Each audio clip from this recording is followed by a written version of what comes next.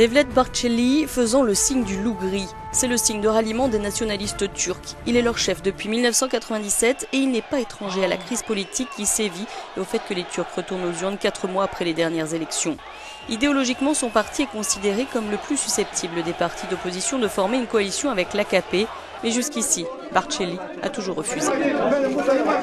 En juin dernier, après 13 ans de domination de la vie politique, l'AKP échoue à obtenir la majorité absolue au Parlement. Il lui faut donc former une coalition. Les pourparlers avec les sociaux-démocrates échouent et Bahçeli refusera de sauver la mise. La première coalition possible devrait être AKP-HDP. La seconde possibilité, c'est une coalition entre l'AKP, le CHP et le HDP.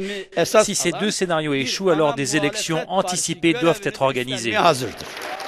Toute alliance avec l'AKP est donc rejetée, à tel point que lorsqu'un cadre historique du parti, le fils du fondateur du parti, Tuğrul Türkeş, accepte sa nomination comme vice-premier ministre du gouvernement intérimaire de Davutoglu, il est suspendu. Et ce, même si le parti d'extrême droite tombe alors à 79 députés et devient le plus petit groupe au Parlement. Le MHP est ouvertement anti-kurde. Début septembre, après des attaques du PKK, ses militants attaquaient le siège du parti HDP pro-kurde à Ankara et ses locaux dans d'autres villes. Le MHP reproche au gouvernement d'Erdogan d'avoir favorisé l'entrée du HDP au Parlement. Il lui reproche aussi la reprise des pourparlers de paix avec le Parti des travailleurs du Kurdistan fin 2012.